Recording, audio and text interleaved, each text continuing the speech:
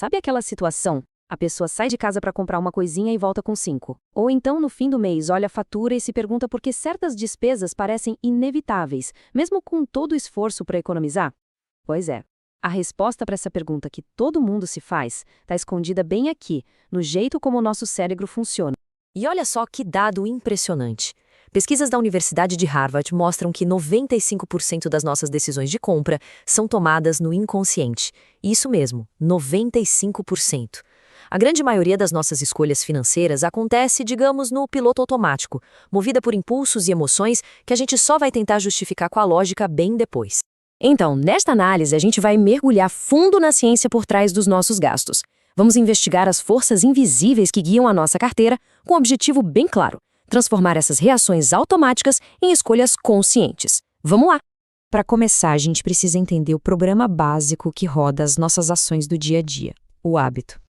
Pensa nele como um software rodando em segundo plano no computador. É por isso que nossos gastos muitas vezes não são decisões super bem pensadas, mas sim rotinas que já estão ali, automáticas. O pesquisador Charles Duhigg maquiou esse ciclo em 3 etapas bem simples. Primeiro, vem o gatilho. Pode ser, o estresse depois de um dia de cão no trabalho. Aí vem a rotina, o ato de abrir um aplicativo de compras. E por fim, a recompensa, aquele alívio, aquele pico de prazer quando a gente clica em comprar. Gatilho, rotina, recompensa. É esse loop que alimenta muitas das nossas despesas. E onde é que a gente vê isso na prática?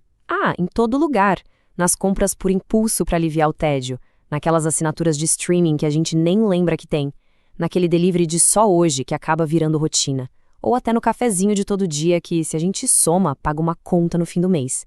São pequenos hábitos automáticos, mas que têm um impacto financeiro gigante. Ok, agora vamos um pouco mais fundo. Se os hábitos são o software, qual seria o hardware? A gente pode imaginar que dentro da nossa cabeça tem uma espécie de comitê de decisão, sabe? Com 3 membros bem diferentes, e cada um deles tem uma opinião fortíssima sobre como o nosso dinheiro deveria ser gasto. E para entender esse comitê, tem um modelo bem útil do neurocientista Paul MacLean, o cérebro trino. Ele basicamente divide nosso cérebro em 3 camadas que evoluíram em épocas diferentes. A mais antiga é o cérebro reptiliano, que só pensa em instinto e sobrevivência. A do meio é o sistema límbico, o centro das nossas emoções. E a mais novinha em folha é o neocórtex, onde mora a nossa razão. Agora vamos dar nome aos bois nesse comitê. Primeiro, a gente tem o sobrevivente, que é nosso cérebro reptiliano.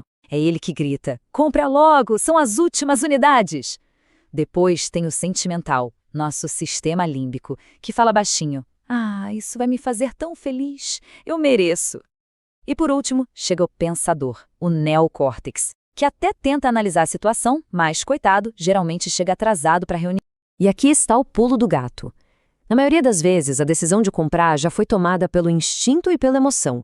O sobrevivente e o sentimental já bateram o martelo. O trabalho do pensador, do nosso lado racional, é só aparecer depois para criar uma bela justificativa lógica para uma decisão que já foi tomada. Agora, vamos conectar essa ideia com outro modelo superpoderoso da psicologia econômica, que fala sobre uma interação entre o sistema 1 e o sistema 2, ou o pensamento rápido e o lento. Dá para pensar neles como 2 sistemas operacionais diferentes, rodando no mesmo hardware. Essa imagem aqui ilustra muito bem essa batalha interna. O nosso comportamento não é uma coisa única, linear. É o resultado de uma negociação o tempo todo, super complexa, entre partes do nosso cérebro que têm objetivos totalmente diferentes. O prazer de agora contra o plano para o futuro. Então, o sistema 1 é o pensamento rápido, automático, emocional, é a turma do sobrevivente e do sentimental. É ele que reage na hora àquela promoção imperdível. Já o sistema 2 é o pensamento lento, analítico, deliberado. É o nosso pensador. É o sistema que a gente usa para calcular um orçamento ou pensar na aposentadoria. O problema?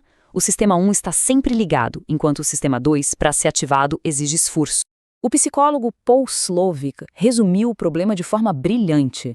Sem entender esses mecanismos internos, a gente acaba aprendendo sobre finanças do jeito mais doído, com os próprios erros.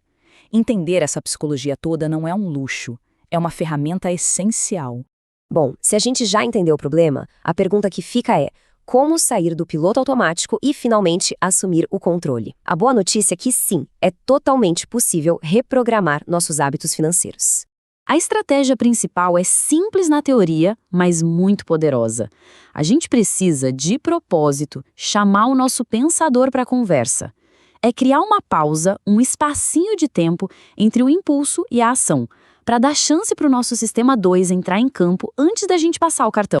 Para quebrar um hábito de gasto, o processo é o mesmo da criação. Primeiro, identifique o gatilho. É ansiedade? É tédio? Segundo, substitua a rotina. Em vez de comprar, que tal ligar para um amigo ou dar uma caminhada? E terceiro, redefine a recompensa. Encontre uma forma mais barata ou até de graça de ter aquele mesmo alívio ou prazer que a compra estava trazendo. E para criar bons hábitos, a gente pode usar essa mesma ciência a nosso favor.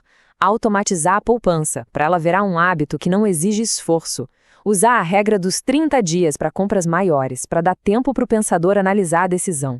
Criar recompensas positivas, associando o ato de poupar com algo prazeroso. E usar a prova social, contar os objetivos para os amigos cria um compromisso que ajuda a gente a manter o foco. No final das contas, a chave para uma boa saúde financeira não é sobre se privar de tudo. É sobre ter intenção. É essa passagem de uma vida financeira baseada em reações inconscientes para uma vida baseada em escolhas conscientes que estejam alinhadas com o que realmente importa para a gente.